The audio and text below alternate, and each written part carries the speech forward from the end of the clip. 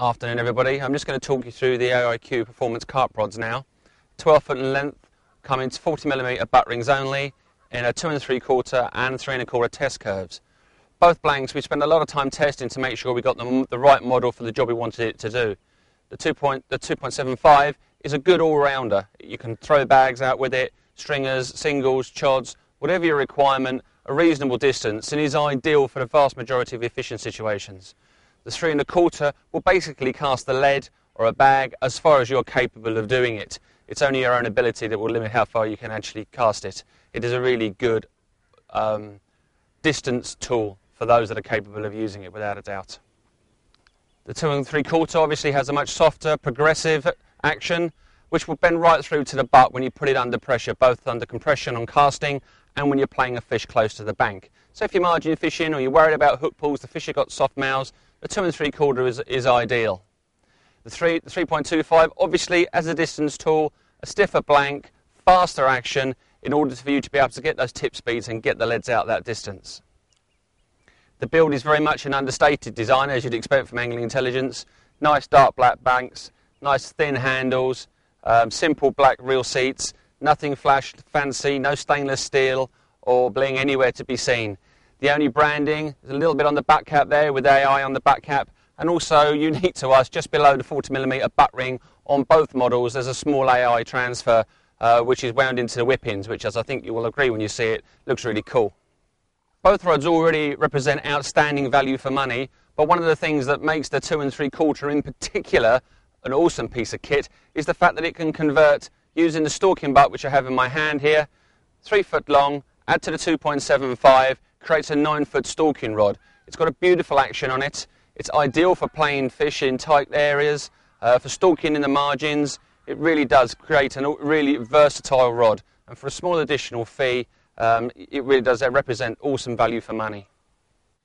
Okay, we're still down here at Old Berry Hill in Dorking. We've probably got a couple of hours before it's dark, so let's go and get these rods out now and see if we can't get a fish on the bank and get some footage of them being bent double with a nice carp on. Thanks.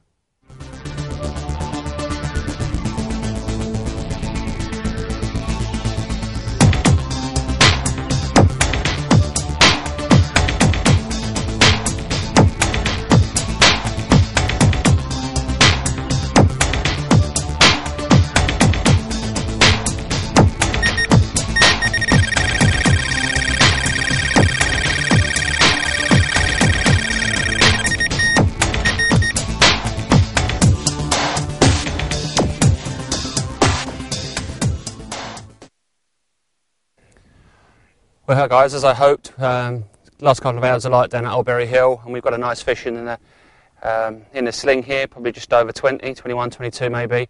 Okay, so I'm going to take the opportunity just to go through a couple of products with you here. He's actually sat in the floating wasting, which I was going to go with you. Alright, but I'm just going to show you the new collapsible water bucket. Very simple product. Everybody needs one. Just the amount of times you see the people landing fish on a bank that haven't got it. It packs down to nothing, and it's absolutely ideal for keeping your fish nice and cool, nice and wet when she's on the bank. Okay, there's no excuse for the fish to dry out whatsoever. Easily get 5 litres plus in there. There you go, absolutely perfect. Okay, now, so if we imagine the scenario, thanks for that. If we imagine the scenario now, okay, we've just had a nice fish, your mate's a few swims down the road, you want to get some pictures, you want to weigh him. The beauty of putting water in the bottom, he does like a splash. So you're going to weigh him, but what you're going to do now is calm down, stop shaking, get your camera sorted and just sort yourself out. Okay, which is where the floating wasting absolutely comes into element. It gives you that little 10, 15 minutes to get yourself together, call your mates for the photo shoot, whatever it is you do. So you get the fish unhooked, get your landing net out the way, okay, and then you go about securing him in the floating sling. It does up exactly the same as a normal wasting would.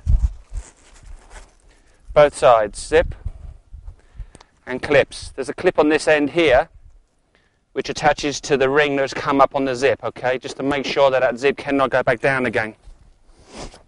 I'll do the zip on the other side. On this side here is also is already attached the cord. So again, I'll attach the clip to the D-ring, attach the end connector, and across the middle here now, 3 more connectors. Make sure she's nice and tight. Okay, there's absolutely no way a fish of any size can get out of there. On an earlier model that we did, there were complaints that 1 or 2 fish were actually getting out through here. I still maintain that if it was used correctly and it was closed up correctly, then no fish during testing ever came close to getting out, okay? But that said, what we've done now is we've put additional clips on this thing, and there's just no way that fish can get out now, okay? So we've got the cord attached to the other end, and what we're going to do now is transfer it to the water, like I said, just for a short period of time while we get ourselves sorted. Okay, so here she goes. And down. Just let her fill up with water, and then the fish will automatically right itself and just sink down into the lake. Okay, the reason that we call these the chill out recovery sling is 99 times out of 100 the fish literally just gives itself a breather, and the whole system just sits there like that until you're ready to bring it back out of the water. On the odd occasion the fish does decide to get a little bit frisky. It literally just moves around on the end of the tether. I always refer to it as like a little battleship doing its thing. But obviously, as long as you've made sure your connections are nice and secure both ends, you can't go anywhere. And when you're good and ready and you've got your kit together and your camera, then you can get it back on the bank. You'll notice that the Angling Intelligence branding on the top there is on a fluorescent backing. At night, you just shine your torch anywhere near the sling and they will glow back at you. Obviously, it makes it nice and easy to find your sling when you're recovering it. But again, in the unlikely event that it does actually break loose for some reason, especially at night, it makes it a whole lot easier finding it.